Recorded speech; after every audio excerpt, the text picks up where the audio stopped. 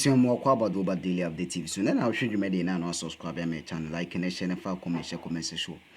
I just say a year NDC for a H00t a kufuado with a year Mahama 24-hour economy. No much I said Mahama the asempana bo bye omampany bye. This is your end until it is finished. Now there's already Nipoli a year Amaboa and chief a year major a year chief whip and a casha and a contribution this for any chanty or the asempana bo.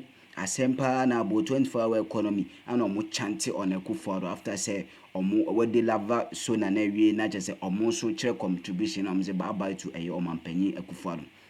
Now Mahama at the 24-hour economy abana it has come to stay and the revolution too has come to stay. Correct chant no any a way a hooted chant like almost chanted the hooting sorry say a year 24-hour economy no aba to stay. And I won't be the one to deny my colleagues the same opportunity. So we will start by listening to the minority front bench.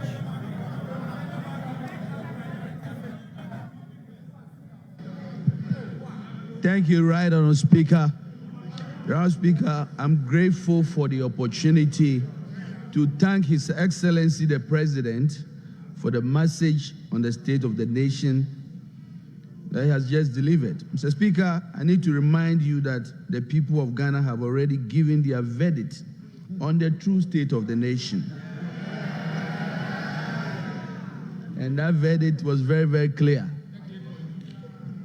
Economic hardship, huge debt overhang, high youth unemployment, hopelessness, and more.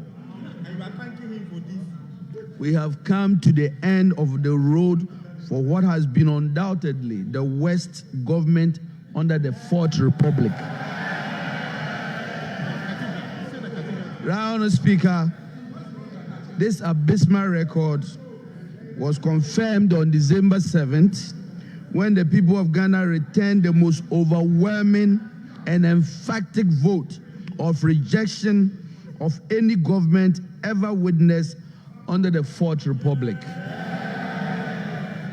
Mr. President, you will be remembered as the first president who was cushioned by the IMF when you began, and you are still being cushioned at the end of your term.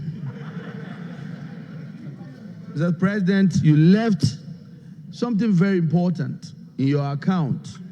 You left out an account of your promise to God to build him a cathedral. But Mr. President, Mr. President, I will leave that for you, between you and your God. Mr. President, let me remind His Excellency, Honourable Speaker, that his tenure in office will remain a timely reminder of how not to govern the country. But let me also be quick to assure the good people of Ghana that hope is on its way.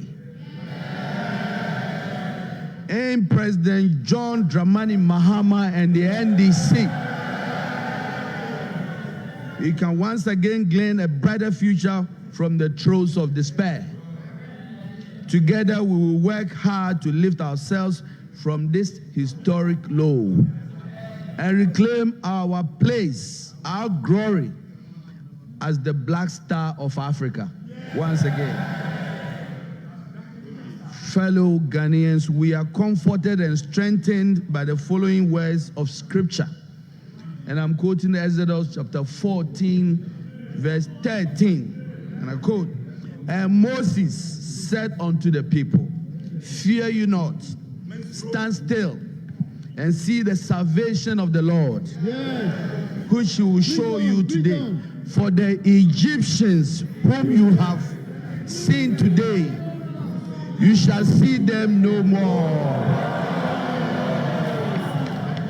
Bye-bye, Mr. President. It is finished.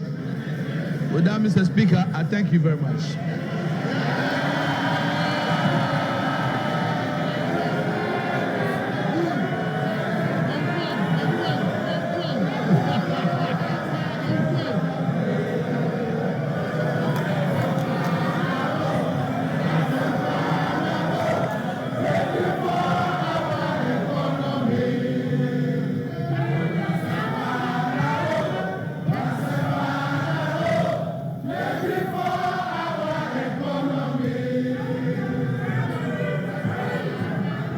Honorable members. Honorable members. Honorable members, I've taken note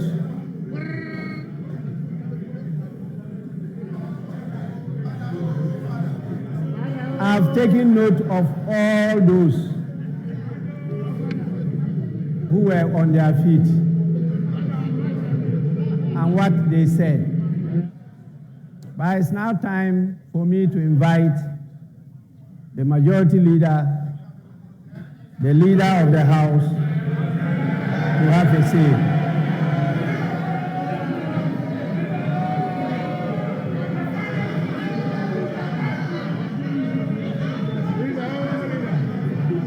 Mr. Speaker, thank you. Dr. Jane Nana Opoku-Agyeman, the Vice President-elect, the first woman to occupy that status in our history. Mr. Speaker, you and I have made history of a kind these past 4 years, and I must acknowledge the role you played in keeping steady the ship of state and the governance structures of our country. This was the first time the executive has to deal with not just a parliament with the slimest of majorities, but with a speaker from the opposition party. Mr. Speaker, we found a way to accommodate each other, and the government functioned successfully. I thank you. Mr. Speaker, I would like to take this opportunity also to express my gratitude to the Council of State under the chairmanship of its highly respected traditional ruler, Nana Otuo-Siriboa II Dramini, for the great help it has given me in helping to steer the ship of state to a successful end. Nana and the members of the council, I thank you very much for your invaluable counsel. Mr. Speaker, as I prepare to leave office on 7th January 2025, I do so with immense gratitude for the trust and confidence the people of Ghana has placed in me over the last 8 years. It has been the highest privilege of my life to serve as president of this great nation.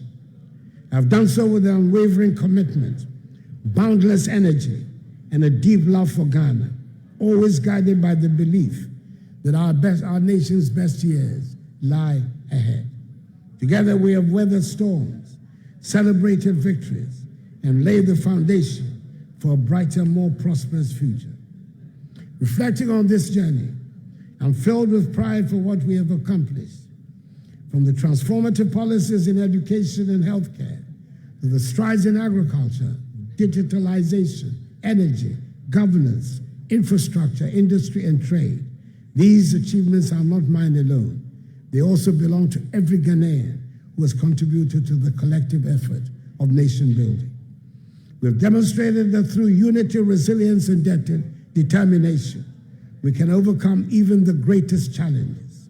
I'm confident that the progress we have made will inspire future generations to dream bigger, aim higher, and achieve more for our beloved Ghana. Mr. Speaker, as I take my final bow, I do so in the certain knowledge that our nation will go from strength to strength, and that freedom and justice has taken hold forever in our body politic. Mr. Speaker, I'm happy to hand over a Ghana that is safe, secure, united, and firmly rooted in her attachment to democratic principles and respect for the rule of law. A nation that continues to shine as a beacon of peace and stability in an often traveled Africa and an uncertain world. I leave behind a Ghana that is thriving, one that has navigated significant global challenges with remarkable tenacity, whose economy is steadily rebounding, and whose institutions are operating effectively. It's a Ghana where the youth are being empowered with opportunities to channel their energies into meaningful and productive endeavors, where the arts are beginning to flourish, and where the elderly can grow old in safety and dignity, and continue to make significant.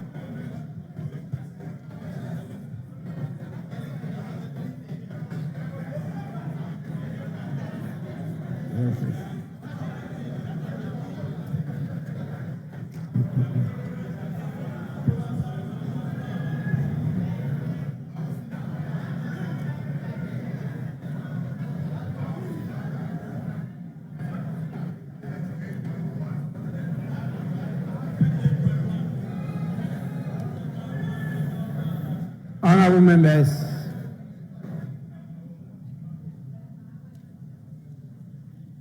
on your behalf, I with all humility convey the gratitude of the Parliament of Ghana to His Excellency the President for the message.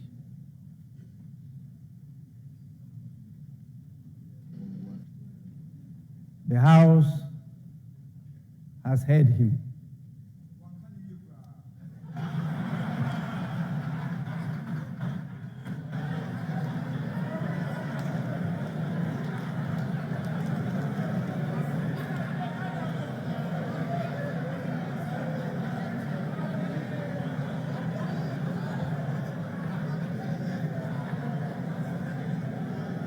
Honorable members,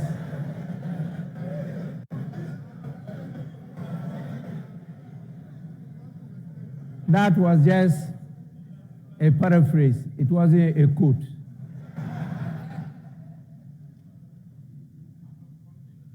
The quote is, "Minkani ye kra."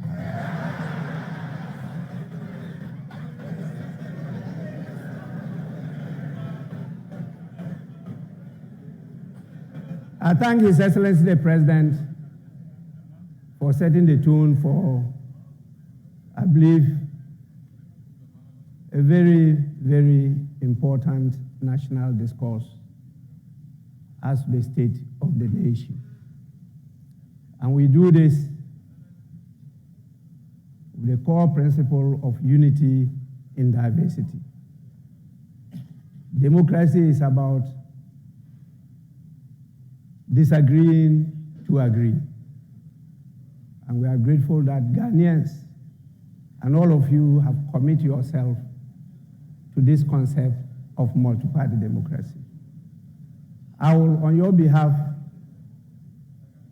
invite the leaders of the House to have a say. I have enjoyed this opportunity for many years. Subscribe, share, comment section. God bless you.